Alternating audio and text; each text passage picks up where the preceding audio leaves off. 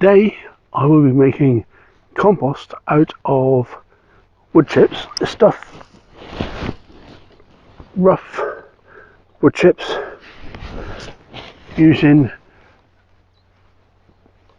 3 ingredients plus water, and I'll show you how I do it. It's not the only way of doing it, but it's the way I do it. First of all, I like to sieve this material.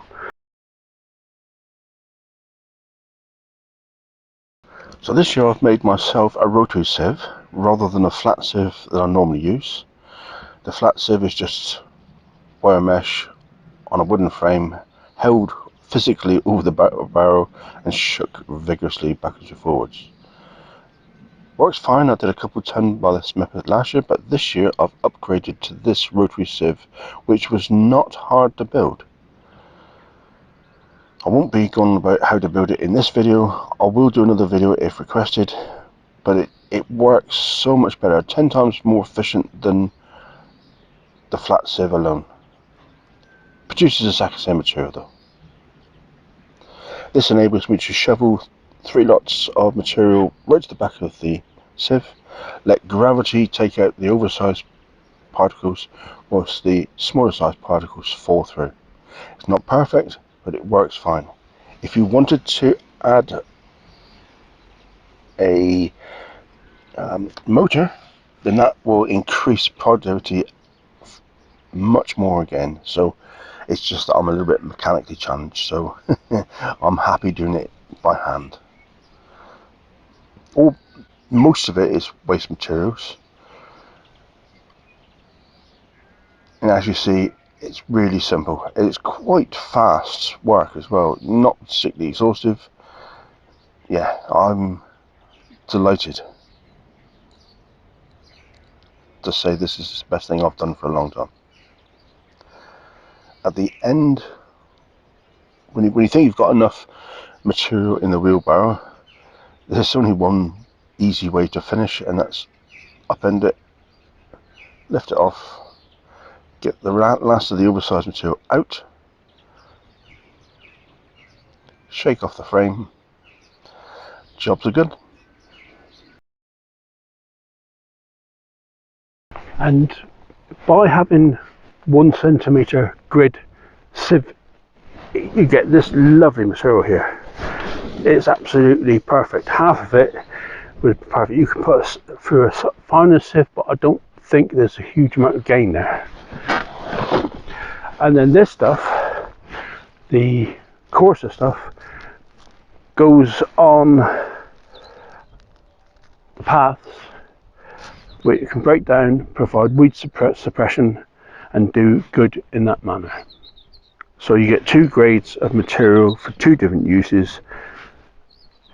Fabulous. This sieve is fairly easy to build. I won't cover off the build of it on this video. I'll produce another video later, especially if people actually want it. I don't know if people who want it. It's because I'm mechanically challenged that I didn't make a rotary sieve that's automatic. This hand sieve is about 10 times faster than the method I used last year by hand sieving, and it's good enough for me. It may not be good enough for you, and you want to add a motor. That will undoubtedly speed things up enormously. My 3 ingredients are grass clippings, plenty of them. As discussed, the wood chips. Now both those materials are quite fine, so I want a bit of texture to it to help aerate the pile, and that comes in the form of garden browns. These are mostly poppy stems, Himalayan poppy stems from the garden, chopped up roughly, and those will add a bit of texture to the pile. The poppy stems will rot down quite quickly, and the 3 combined will produce hot compost very quickly, very easily. And the other thing you must remember to add is plenty of this stuff, water. That is critical for this process. Seriously though, what's the rush? Why hot compost, putting all this effort in, when you could just chuck it all in and then eventually it'll make compost anyway? There's 2 reasons. Firstly, well, there's 3 reasons actually. Firstly, I want to use this compost in this autumn because I'm in dire need of it. So the hop roast helps get things going.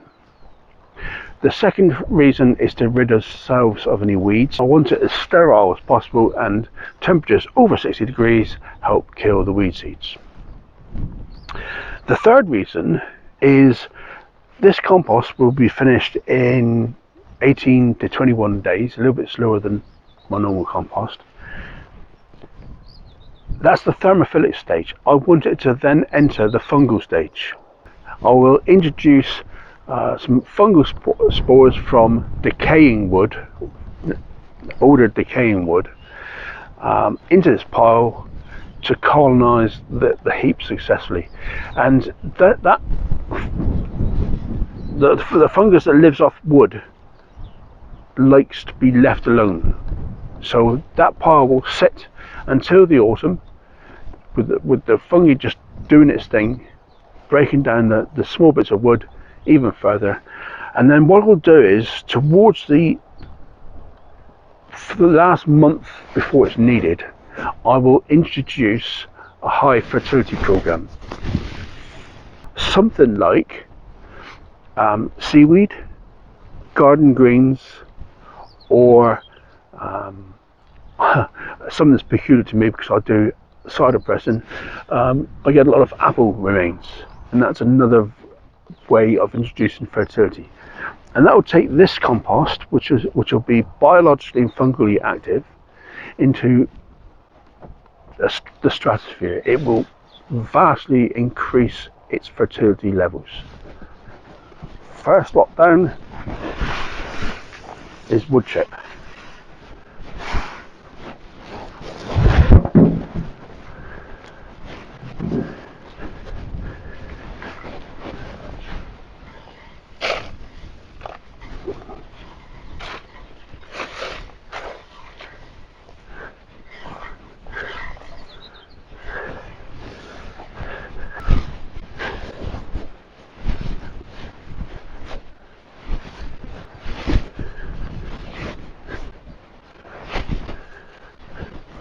Right, after a short delay.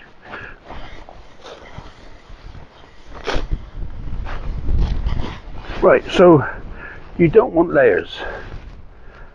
The idea is that this lot gets mixed up. So even though I've put them on layers, now what you want to do is give it a good old fork over to get the grass broken up, because the grass will perform better if it's mixed in with the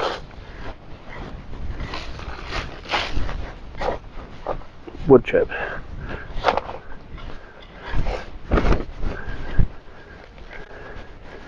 What you don't want is the grass turning into this anaerobic layer. Good old watering. There's a lot of water in grass, but you'll be surprised how much the wood chips will actually soak up. And I would suggest that even that's nowhere near enough. But I don't have a huge amount of water up here.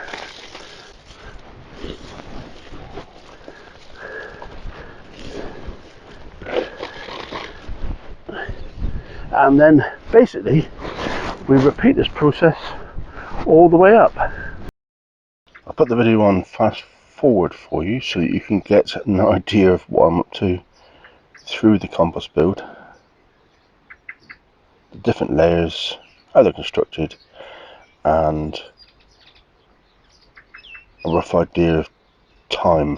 If you consider this is 3 times faster than normal, it doesn't take too long, not too much effort either.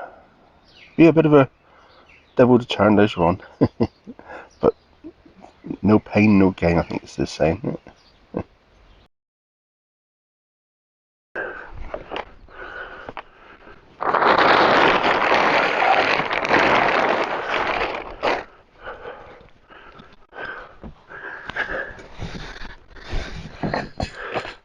Hello there, welcome back.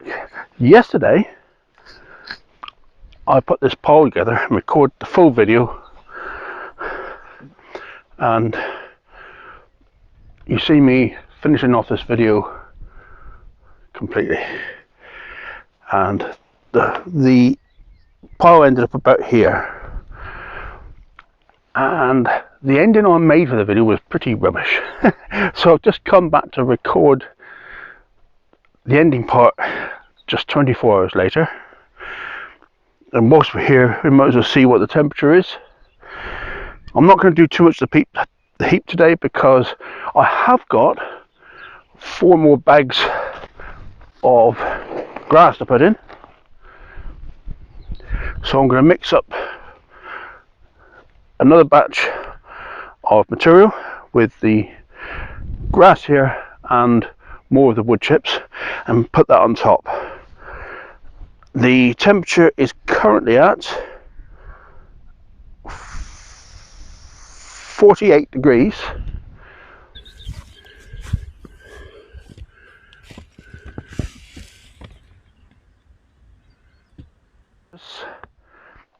A lot of composting is all about the materials that you have rather than the materials that I'm using. So if you haven't got a lot of grass, it's going to be more difficult.